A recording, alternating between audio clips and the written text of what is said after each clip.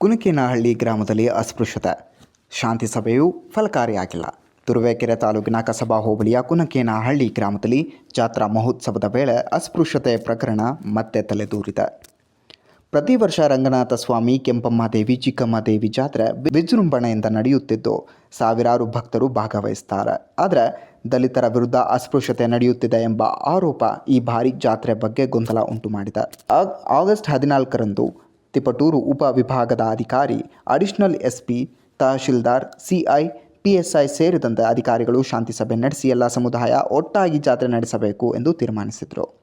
ಗ್ರಾಮಸ್ಥರು ಒಪ್ಪಿಗೆಯನ್ನು ಸಹ ಸೂಚಿಸಿದರು.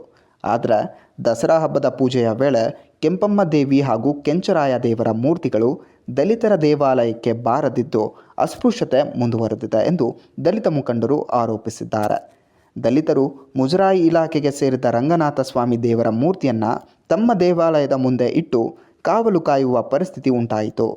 ಸ್ಥಳಕ್ಕೆ ತಹಶೀಲ್ದಾರ್ ಹಾಗೂ ಕಂದಾಯ ಇಲಾಖೆಯ ಸಿಬ್ಬಂದಿ ಬಂದು ಕೆಂಪಮ್ಮ ದೇವಿ ಮತ್ತು ಕೆಂಚರಾಯ ದೇವರ ದೇವಾಲಯಗಳಿಗೆ ತಾತ್ಕಾಲಿಕ ಬೀಗ ಜಡಿಸಿ ವಿಚಾರಣೆ ನಾಳೆ ಚರ್ಚಿಸಲಾಗುತ್ತದೆ ಅಂತ ತಿಳಿಸಿದ್ದಾರೆ. ದಲಿತ ಮುಖಂಡರು ಅಸ್ಪೃಶ್ಯತೆ ಇನ್ನೂ ಗ್ರಾಮದಲ್ಲಿ ಜೀವಂತವಾಗಿದೆ. ಆಡಳಿತ ಶಾಂತಿ ಸಭೆ ಮಾಡಿದ್ರೂ ಸಹ ಸಮಾನತೆ ಸ್ಥಾಪನೆ ಆಗಿಲ್ಲ. ಎಲ್ಲ ದೇವಸ್ಥಾನಗಳನ್ನು ಮುಜರಾಯಿ ಇಲಾಖೆಗೆ ತೆಗೆದುಕೊಂಡು ಎಲ್ಲರಿಗೂ ಸಮಾನ ಹಕ್ಕು ನೀಡಬೇಕು. ಇಲ್ಲದಿದ್ದರೆ ತಾಲೂಕು ಕಚೇರಿ ಎದುರು ಧರಣಿ ನಡೆಸುತ್ತೇವೆ ಎಂದು ಎಚ್ಚರಿಕೆಯನ್ನು ನೀಡಿದರು. ಈಗಾಗಲೇ AC, ಅಡಿಷನಲ್ SP, ತಹಶೀಲ್ದಾರ್, ಸಮಾಜ ಕಲ್ಯಾಣ ಇಲಾಖೆ ಅಧಿಕಾರಿಗಳು ಹಸ್ತಕ್ಷೇಪಿಸಿದ್ದರೂ ಸಮಸ್ಯೆ ಬಗೆಹರಿಯದೇ ಇರುವುದು ಪ್ರಶ್ನೆ ಎಬ್ಬಿಸಿದೆ.